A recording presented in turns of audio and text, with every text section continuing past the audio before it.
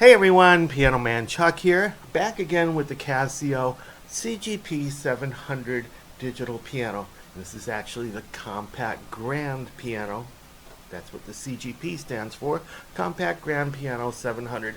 This is brand new along with the Privia PX-360 and the PX-560 releases.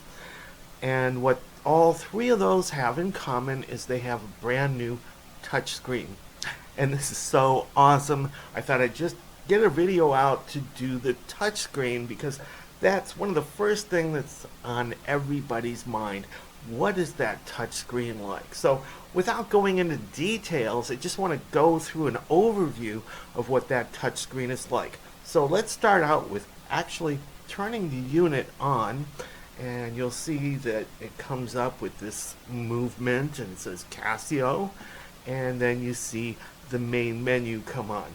This is the main menu. Alright, this is not the main screen. The main screen is this screen right here.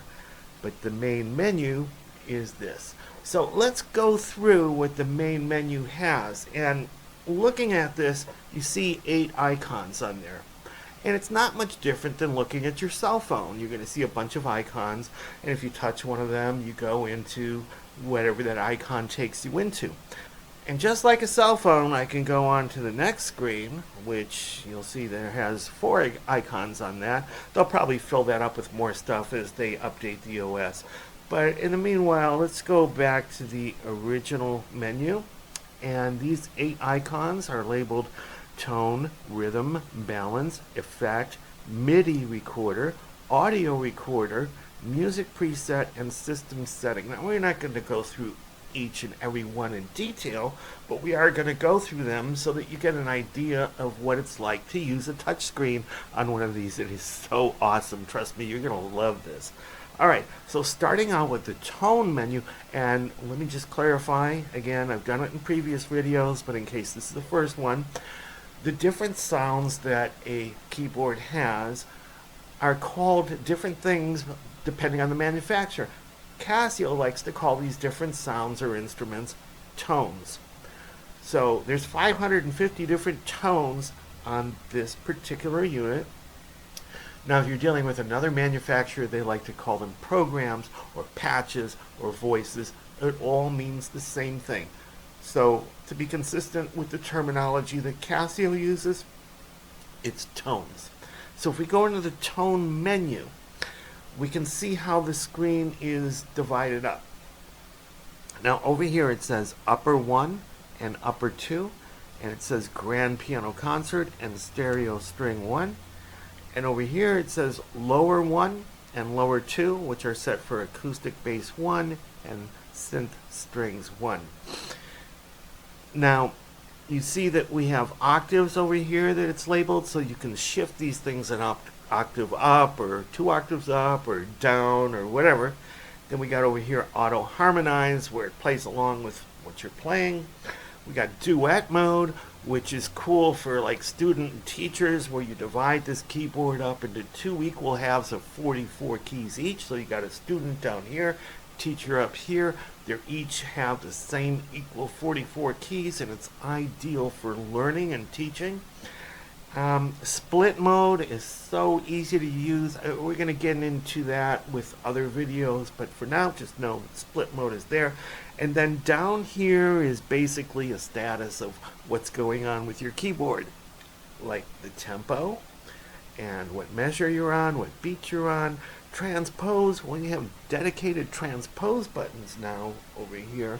So it shows you if I transpose, I've transposed +1. Let me just go back. This is what it should sound like, a C chord. And if I transpose up a semitone, even though I'm playing the same notes, I've just transposed to C sharp.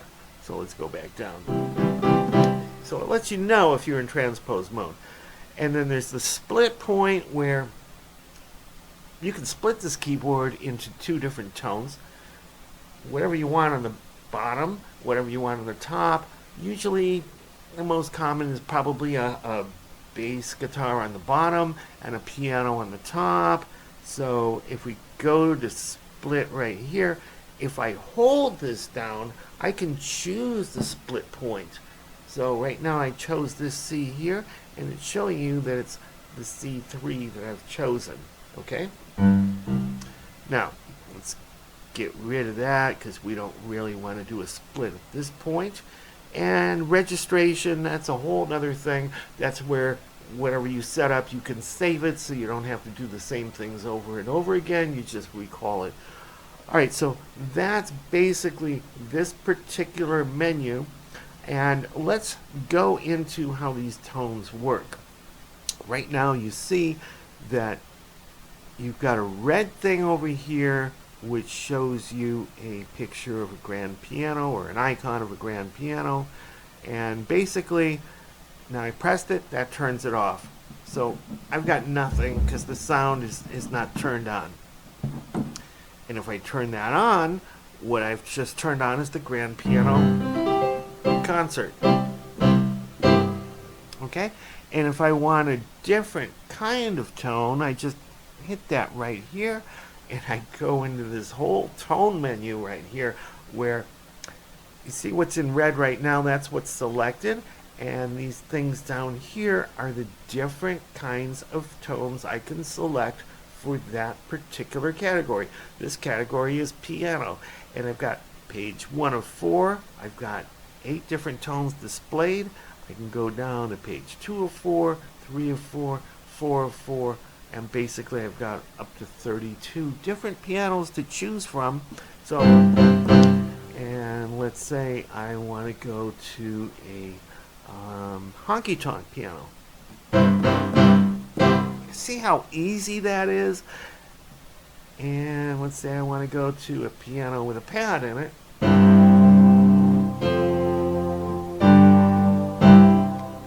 This is so easy. It's like taking candy from a baby. Alright, now let's go over to the electric piano. And you can see I'm on page 1 of 8. That means there's 8 different pages worth of electric pianos, and each one has up to 8 different selections. And right now, electric piano 1, 60s. Alright, and let's come on a little further. Dyno piano.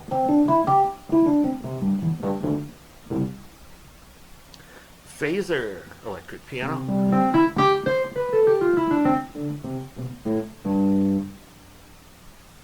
Clav.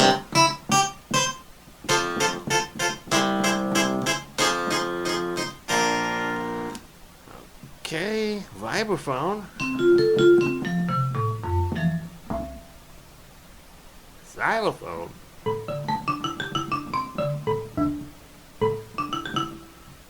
Dulcimer. Alright, now let's go on to the organ, and we'll notice there's 5 pages of organ settings. Each one has up to 8 of them. Right now, let's go to a drawbar organ.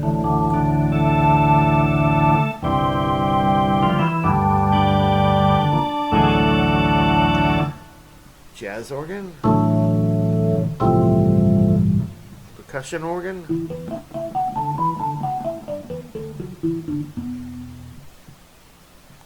Electric organ. Well, anyway, you get the idea. So if we go to guitar, I've got 5 pages of 8 different choices each.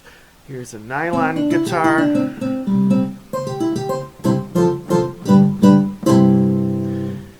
Here's a steel guitar. Alright, so you get the idea there. Bass. Acoustic bass. Finger bass. Again, 3 pages of up to 8 each.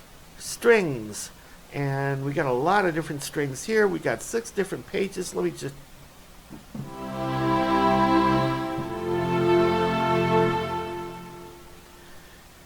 And here's the different kind of strings.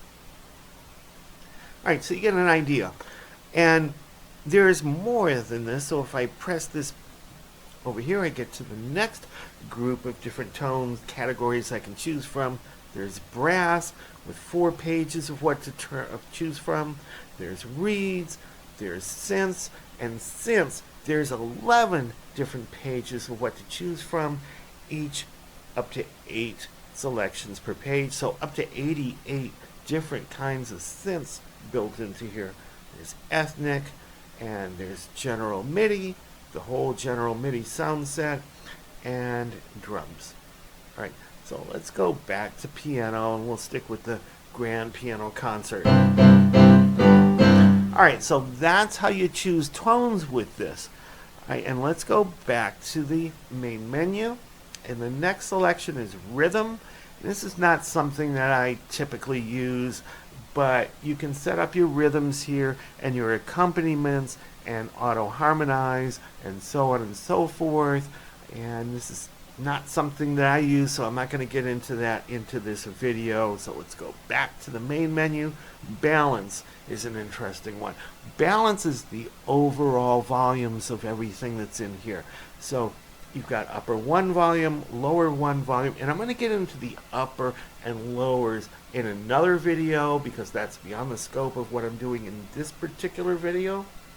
Okay, keyboard volume, MIDI volume, audio volume, metronome volume, upper 2, lower 2, and accompanied volume. So you can control the overall balance as far as volumes go of all these different things.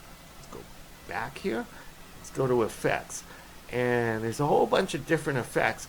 And the great thing is, when you're playing piano, one of the main things is the reverb type. So if we go over to the reverb type, we got all these different kinds of reverbs, from room to hall to plate to delay to pan delay and large room. We got even more if we press this. Large room, stadium 1, stadium 2, long delay 1 and 2. So let's go back. I kind of like the stadium. Let's go back to the menu, and that was the effects menu. Right, and that was just one of the things. That was just reverb. There's brilliance, chorus type, delay type, damper noise, and so on and so forth. Now let's go to MIDI recorder. And I'm not going to get into this right now, but basically if you're playing something, you could record it into a MIDI file format. From there you can go ahead and pass that on to your friends or do whatever you want to do, fix up notes that you made mistakes on if you're using a MIDI software program or whatever. So just to let you know that that's here. And go back, there's an audio recorder too. And this is really cool because you can play whatever you want, and unlike MIDI, you can't fix any mistakes. What you play is what you get, and you can save that file onto a USB thumb drive, which is what I've got plugged in here right now. And from there, you can do whatever you want with it. You can fine tune it, send it to friends, put it on YouTube, or whatever you want to put that on. Go back to the main menu, music presets. And again, this isn't something that I really get into myself, but you can get into presets over here. Beyond the scope of this, so let's go back to the main menu, system settings. Now this is a cool one right here, because looking at the first one, speaker, and when you look at speaker and it says on, it's referring to the 4 speakers that are built into this slab. You got 2 up here and 2 over here. And let's move this mic over here.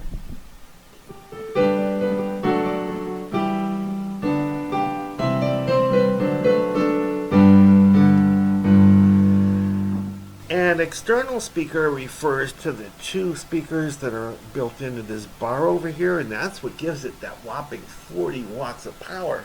It also has the tuned port that's in there, gives it an extra punch. So if I turn that on, the same thing I just played, let's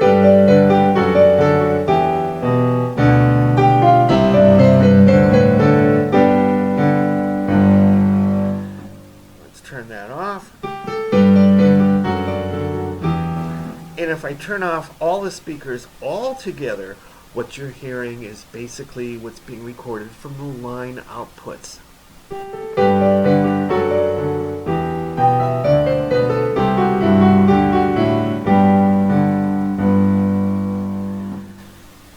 Okay, touch response, which sets the basically the velocity setting of your keyboard. You have a choice here of off, which is default, light, normal, and heavy. Now, I'm choosing normal, but for some people you might like heavy, others might like light. And it's basically, when you sit at a different piano, some of them you have to hit harder to get the same kind of volume, and some of them you just barely touch and you get the same kind of volume. So that's where this comes in. Alright, so let's go back. And again, touch off velocity, metronome beats, accompaniment freeze. You got tuning, is sent for standard A440 right now. Temperament, bass note, accompaniment, temperament, stretch tuning, yeah, it's even got that. Brightness of the screen, you can set that too. Operation lock, auto resume, auto power off, which is a cool one because if you have this to on, after 4 hours of non-use, it'll turn itself off, so it preserves the power. If you don't want it to do that, just turn this off by pressing that button. Factory reset, pretty much self-explanatory. If you've altered this to the point you don't even know what you're doing anymore, just reset it to the factory standards. Okay. Now we go on to the next screen. You've got 4 more icons here. You've got controller. So the different kinds of controllers are the pedals, and you've got a pedal for upper 1, upper 2, lower 1, lower 2, and a bend range. And that bend range is this right here. And it's set for like 1 note here. You can set this for a lot more. So if you want to do like an octave every time you move that, you can do that too. In fact, let's go ahead and do that.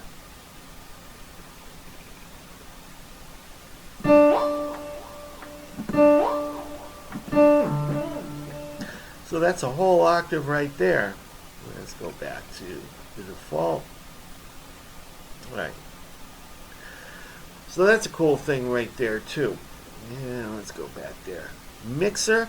Now this is a cool thing. So if you've taken advantage of the 16-track MIDI recorder and you've recorded your own 16-track song of whatever it is, you can control the individual volumes and pans and all that kind of stuff of each one of those individual 16 tracks. It's so cool.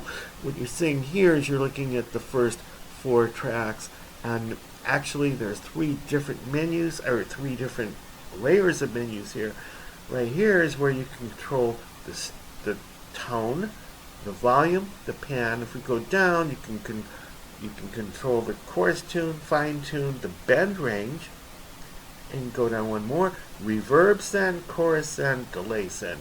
Now all of this is beyond the scope of what I'm trying to convey over here, but also if you recorded 16 different MIDI tracks so that you have your final concert or whatever it is that you've recorded, you can actually change which notes or tones you've recorded on any individual channels.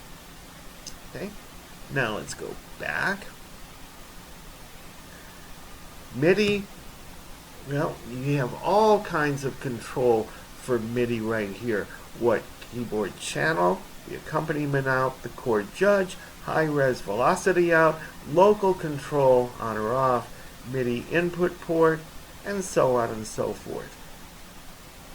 And the last thing is media. So I've got a USB thumb drive loaded in here, and if I didn't, it would tell you no media, but since I do, from here you can either load an audio or a MIDI file that's stored on there. You can save an audio or MIDI file. You can format that drive. You can delete files on there. And as far as saving, you're not limited to just MIDI recording data and that kind of stuff. You can save your registrations. Now registrations are things where, let's say you go ahead and you've got everything the way you want it, and When you turn the power off, you lose all that. You can save that now to a particular storage slot. I'm not going to get into that now, but let's say you can do that, and now you can save that to a thumb drive as well.